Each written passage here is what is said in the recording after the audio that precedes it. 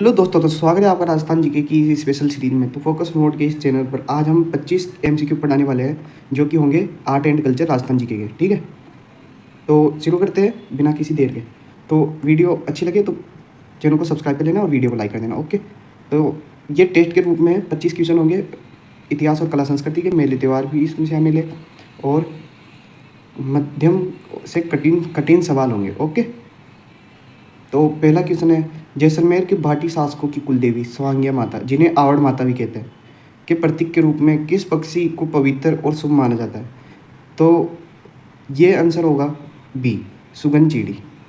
ठीक है दोस्तों, मारवाड़ में क्षेत्र में महामंदिर जोधपुर में किस संप्रदाय की प्रधान पीठ है, जो कि महाराजा मानसिंह ने निर्माण कराया था? महाराजा मानसिंह ने जोधपुर में महामंदिर का निर्माण कराया था, जो कि किस संप्रदाय की प्रधान पीठ है? तो इसका राइट आंसर हो जाएगा नाथ संप्रदाय, जिसका भारत में सबसे बड़ा केंद्र स्थित है यहाँ पर जोधपुर में। ओके, अब तीसरा क्वेश्चन है हमारा, प्रसिद्ध लोक देवी जीण माता का मुख्य मंदिर रेवासा सीकर में स्थित है, इनके भजनों के संबंध को में कौन सा कथन सत्य है? ठीक है, तो ऑप्शन ए, लोक भजन से सबसे छोटा नहीं, भजन केवल गुजरों द्वारा गाया जाता नहीं, इनके वाद्य यंत्र वर्जित है नहीं।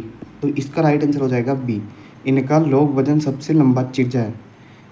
सभी लोक देवी देवताओं में इनका भजन सबसे लंबा है, जिसे चिरजा भी कहते हैं जीण माता का। ओके, अब आते हैं लोक देवता पाबू जी। तो लोक देवता पाबू जी महाराज की फड़ गाते समय भील जाति इनकी फड़ गाते किस भोपे द्वारा मुख्य रूप से किस वाद्य यंत्र का प्रयोग किया जाता है? तो वह है रावण हत्ता। अब रावण हत्ता तत्वाद यंत्र है, याद रखने की चीज़ है। ओके, यह तत्वाद यंत्र है। इसमें 9 तार होती है, जिसमें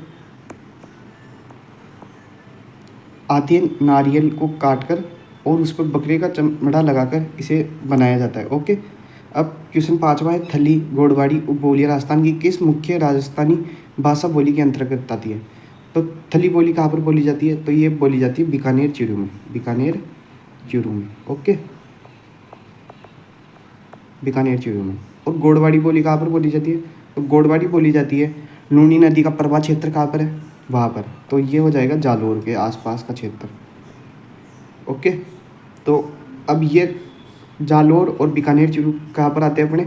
ये आते हैं पश्चिमी राजस्थान के अंतर्गत। तो पश्चिमी राजस्थान में कौन सी बोली है? मारवाड़ी। ऐसे आप क्वेश्चन को हल कर सकते हैं। ठीक है, राजस्थान का वह प्रसिद्ध किला जिसे यूनेस्को वर्ल्ड हेरिटेज साइट में शामिल किया गया हो, लेकिन उसे ज़मीन का जेवर भी कहा जाता है। दोस्तों, यहाँ पर एक क्वेश्चन में मिस्टेक हो गई है। ज़मीन का जेवर तो देखो, जूनागढ़ दुर्ग बीकानेर को कहा जाता है, जिसे राय सिंह द्वारा बनाया गया था। ठीक है, एक सेकंड, राय सिंह द्वारा इसका निर्माण कराया गया था।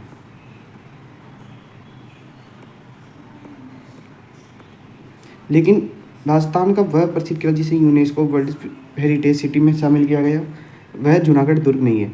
वह कौन कौन से दुर्ग है? जैसे गागरोन दुर्ग है, कुंभलगढ़ दुर्ग है, चित्तौड़ दुर्ग है, आमेर दुर्ग है ना, और जैसलमेर दुर्ग है, जिसे हेरिटेज वर्ल्ड साइट में शामिल किया गया था। जैसलमेर है, रणथंभौर है। ठीक है,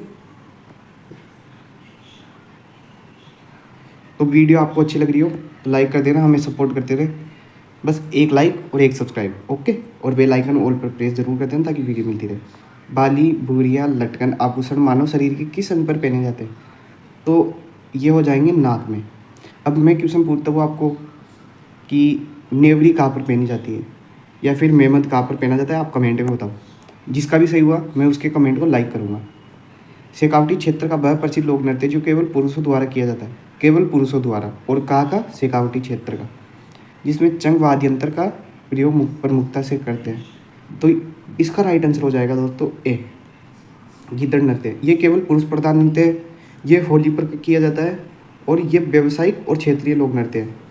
इसे केवल पुरुष करते हैं चंग वाद्य यंत्र के साथ शेखावटी क्षेत्र में। ओके, तो अब अपना आता है 9वां क्वेश्चन, बेणेश्वर मेला जिसे आदिवासियों का कुंभ कहा जाता है, डूंगरपुर जिले की किन 3 नदियों के पवित्र संगम पर आयोजित होता है? तो जहाँ पर 3 नदियाँ मिलती है, आदिवासियों का कुंभ ये पहले तो वेणेश्वर मेला डूंगरपुर में मनाया जाता है और आशापुरा तहसील में। अब इसका मेला कभी आयोजित होता है? इसका मेला आयोजित होता है मार्गशीर्ष पूर्णिमा को, ठीक है, पूर्णिमा। अब वहाँ पर कौन कौन सी नदियाँ आती है? तो वहाँ पर आती है सोम, माही, जाखम। अब आप इस त्रिवेणी संगम को कैसे याद कर सकते हो? जैसे मान लो कि बेणेश्वर आप जाते हो तो हर सोमवार जाना चाहिए आपको, हर सोमवार माजा पी कर जाओ डिहाइड्रेशन के लिए। तो माजा से हो जाएगा माही, जाखम, और सोमवार से हो जाएगा सोम। ओके। अब क्वेश्चन आता है 10वां। राजस्थान की मथेरण कला और उस्ता कला का संबंध किस मुख्य जिले की पारंपरिक हस्तशिल्प शैली से है? तो इसका राइट आंसर हो जाएगा मथेरण कला कहाँ की प्रसिद्ध है और उस्ता कला कहाँ से है, किस जिले से? तो बीकानेर हो जाएगा। उस्ता कला क्या होती है? ये ऊँट की खाल पर आभूषण के रूप में होती है। ओके। अब क्वेश्चन 11वां आता है जयपुर में अल्बर्ट हॉल म्यूजियम है, ठीक है, अल्बर्ट हॉल म्यूजियम का डिज़ाइन तैयार करने के लिए किस ब्रिटिश वास्तुकार कौन थे? यानी कि ब्रिटिश वास्तुकार ने इसका डिज़ाइन तैयार किया था अल्बर्ट हॉल म्यूजियम का। तो वो थे सर स्वीटन जेकब। ओके। अब क्वेश्चन 12वां आता है कार्तिक पूर्णिमा के दिन राजस्थान में 2 बड़े प्रसिद्ध मेले लगते हैं, एक पुष्कर मेला अजमेर में और दूसरा कौन सा है? तो पुष्कर मेले की एक बात बता दूं मैं आपको, इस पर 2007 में 2 रुपये का डाक टिकट जारी हुआ था। ओके।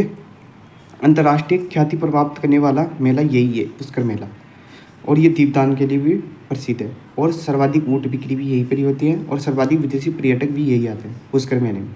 अब दूसरा कौन सा मेला ये आयोजित होता है कार्तिक पूर्णिमा के दिन? तो वो हो जाएगा ऑप्शन ए कोलायत मेला बीकानेर में, कपिल मुनि जी का मेला। यह भी दीपदान के लिए प्रसिद्ध है। अब क्वेश्चन 13वां आता है हमीर रासो, हमीर काव्य जैसे प्रसिद्ध ऐतिहासिक ग्रंथों की रचना किस विद्वान कवि द्वारा की गई थी? तो हमीर रासो और हमीर महाकाव्य सारंगधर जोधराज द्वारा की गई थी रचना। अब आप इसे कैसे याद रखेंगे? जैसे हमीर रासो, तो रासो सो सा आ रहा है ना आखिरी में, तो इसमें भी देखो यहाँ पर सा आ रहा है, तो सारंगधर। और हमीर महाकाव्य की रचना किसने की थी? हमीर महाकाव्य की रचना, तो वो हो जाएगा नयन चंद्र सूरी। ओके।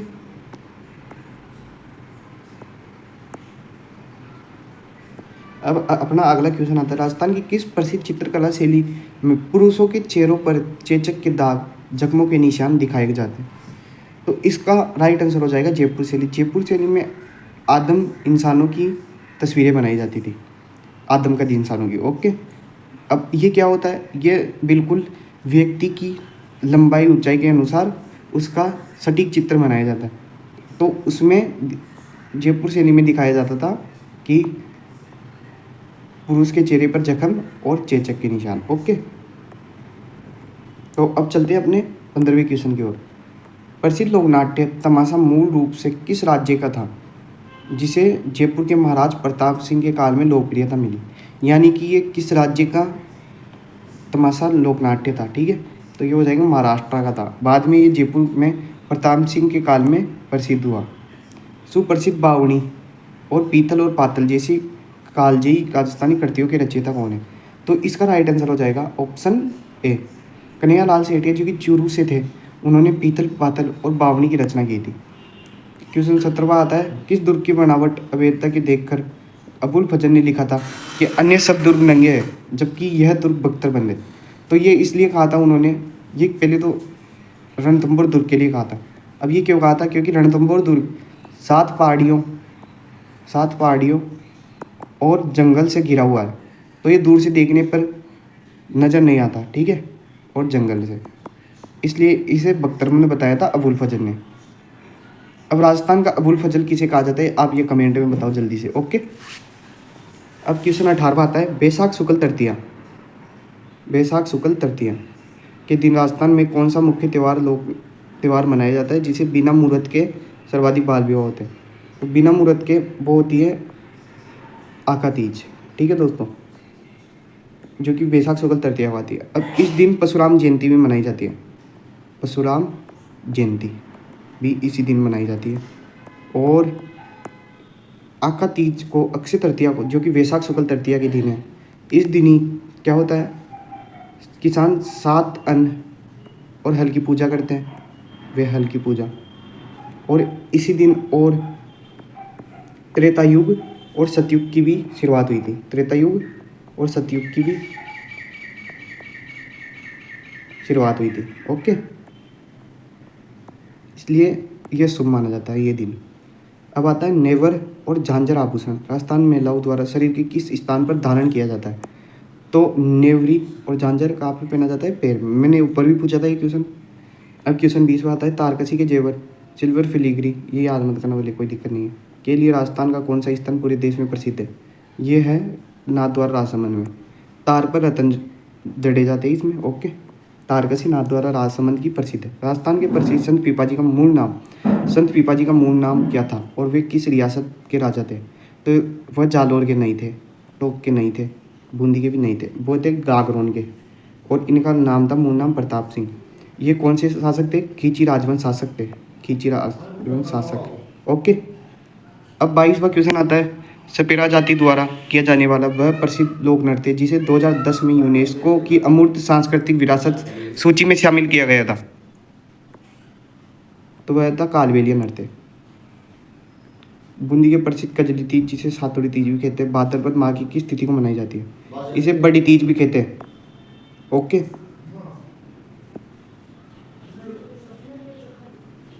भाद्रपद कृष्ण तृतीया। अब छोटी तीज कब मनाई जाती है? तो इसका आंसर आ जाएगा श्रावण शुक्ल तृतीया। अब मैं पूछता हूँ क्वेश्चन में आपको, हरियाली अमावस्या कब आती है? ओके, नेक्स्ट क्वेश्चन है हमारा, वह वाद्य यंत्र है जो आधा कटा नारियल की कटोरी व बकरे का चमड़ा मढ़कर बनाया जाता है, इसमें 9 तार होते हैं।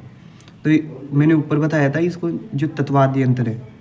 ओके, इसका राइट आंसर हो जाएगा रावणहत्था। 25वां क्वेश्चन आता है तेजाजी की याद में परवत्सर पशु मेला नागौर जिले की किस तिथि को मुख्य रूप से मनाया जाता है? तो इसका राइट आंसर हो जाएगा भाद्रपद शुक्ल दशमी। इसी दिन खेजड़ली मेला जो कि जोधपुर में मनाया जाता है, विश्व का एकमात्र वृक्ष मेला, वह भी आयोजित होता है, खेजड़ली वृक्ष मेला।